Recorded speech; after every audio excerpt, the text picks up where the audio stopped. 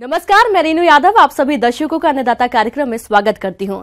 हमारी संपन्नता हमारे कृषि उत्पादन पर निर्भर करती है और इस लक्ष्य की प्राप्ति के लिए हमारे किसानों की एक बड़ी भूमिका है। किसान ही हमारे देश के पोषक हैं, अन्नदाता हैं और वही हमारे देश के भाग्य विधाता हैं। ऐसे ही भारतीय किसानों के जीवन में परिवर्तन लाने के लिए खेती बाड़ी से जुड़ी हुई बहुत सी नई लाभकारी जानकारियां कम से कम समय में हर रोज सुबह हम आपको देते हैं। तो चलिए कार्यक्रम शुरू करने से पहले देखते हैं क्या है विशेष आज के अन्नदाता में।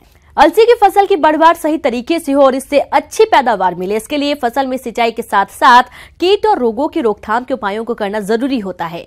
तो अलसी की फसल के इन सभी कार्यों को कैसे करना है, आइए जानते हैं कृषि वैज्ञानिक डॉक्टर भारती उपाध्याय से। तीसी जो हमारा ऑयल सीड क्रॉप है, जो तिलहन है, तो इसमें भी हमारा गैप फिलिंग और थिनिंग करना ज़रूरी होता है, क्योंकि एक पौधा से दूसरी पौधा की दूरी 5 सेंटीमीटर हम लोग अगर मेंटेन करते हैं तो हमारा उपज और पौधा का विकास अच्छा होता है। तो इसीलिए जब हम वही देख लेते हैं कि हमारा बीज अंकुरन अच्छे से हुआ है या नहीं हुआ है, उसके आधार पे हम लोग वहाँ पर गैप फिलिंग और थिनिंग का ऑपरेशन करते हैं। किसान भाइयों, फसल की अच्छी तरह से बढ़वार हो, इसके लिए आपको खरपतवार नियंत्रण पर विशेष रूप से ध्यान देना चाहिए। खरपतवारों का प्रकोप होने से फसल की बढ़वार तो अच्छी नहीं होती है, साथ ही साथ उत्पादन में भी काफी कमी आती है। तो आप खरपतवार नियंत्रण किस प्रकार से करें, आइए जानते हैं।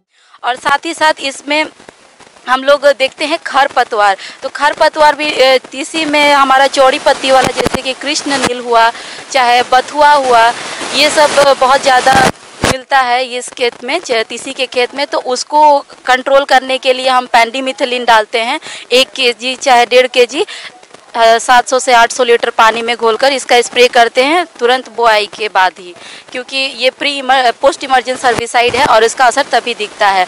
और 2 निकौनी इसमें बहुत ज़रूरी होता है, एक तो 20 से 25 दिन बुआई के बाद और एक 50 से 60 दिन बुआई के बाद। और इसमें नाइट्रोजन जो हम टॉप ड्रेसिंग करते हैं 25 kg प्रति हेक्टेयर, हम पहला जो हम लोग सिंचाई करते हैं उसके बाद हम लोग टॉप ड्रेसिंग कर लेते हैं। किसान भाइयों, इसके बाद बात करते हैं अलसी की फसल में सिंचाई की। प्राय अलसी की फसल असंचित रूप में बोई जाती है, परंतु जहां सिंचाई का साधन उपलब्ध हो वहां पर 2 सिंचाई करनी चाहिए।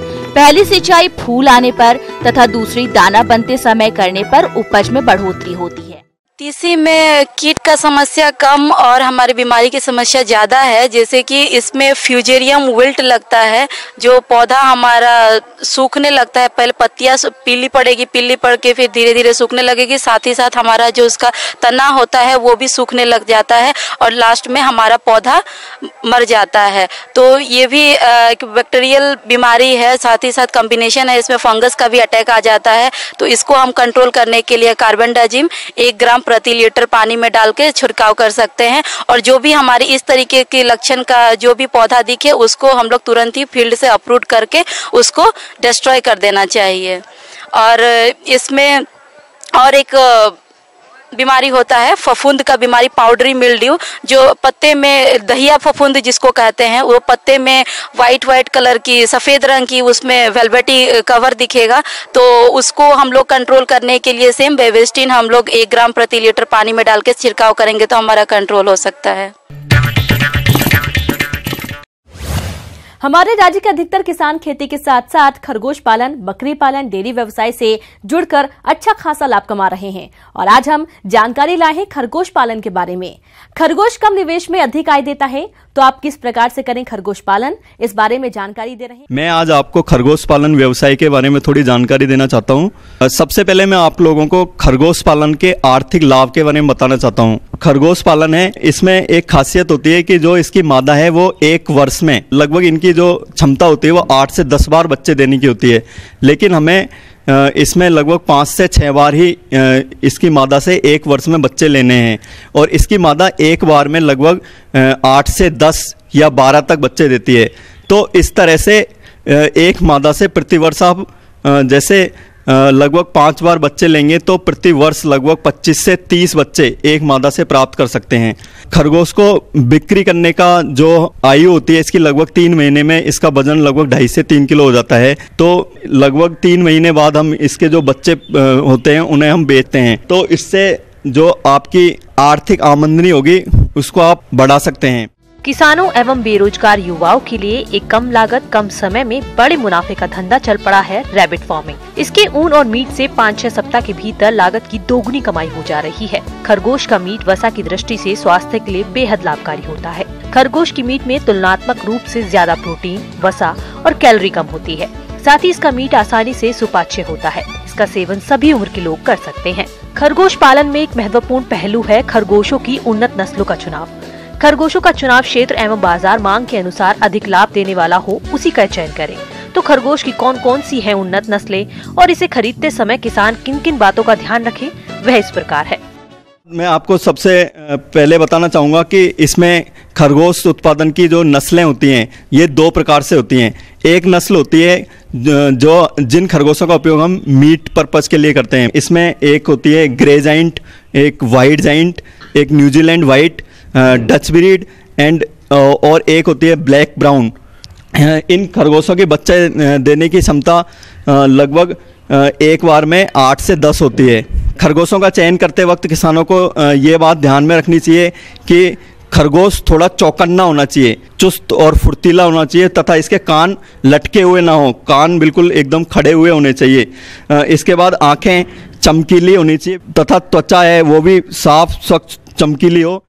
किसान भाइयों, खरगोश को जंगली जानवरों इत्यादि से बचाने के लिए इनका आवास प्रबंधन करना बेहद जरूरी होता है। तो ऐसे में खरगोश का आवास कैसा होना चाहिए, इस बारे में जानते हैं। खरगोश का आवास होता है वो 2 तरह से होता है। एक तो आप कच्चे घर में मतलब कच्चे फर्श पर इसमें पाल सकते हैं इन खरगोशों को। इससे क्या है लागत आपकी कम आती है। और एक होता है कि आप पिंजरे में मतलब उनको वैज्ञानिक पद्धति से पाल सकते हैं। पिंजरे वाले जो वैज्ञानिक पद्धति है अपनी उसमें थोड़ा शुरुआत में आपका खर्चा ज़्यादा आता है। पिंजरे में आप इसमें जो नर है उसका पिंजरा आपको अलग रखना है और मादा जो होती हैं उनको अलग पिंजरे में रखना है। खरगोश में लगभग जो मादा का गर्भा अवधि होती है वो लगभग 28 से 30 दिन की होती है। इसमें आपको ये बात ध्यान रखनी है, जो पिंजरे वाले वैज्ञानिक पद्धति होती है इसमें जो पिंजरों का निर्माण एक साथ बड़े पिंजरे में लगभग आप 10 से 12 खरगोशों को एक साथ रख सकते हैं। इससे जो पिंजरा है उसकी कीमत भी थोड़ी घट जाती है। खरगोशों की अच्छी वृद्धि, विकास एवं संख्या अधिक तभी होगी जब इन्हें समय समय पर संतुलित आहार उचित मात्रा में दिया जाएगा। तो खरगोशों का प्रबंधन किस तरह से रखना चाहिए, वह इस प्रकार से है।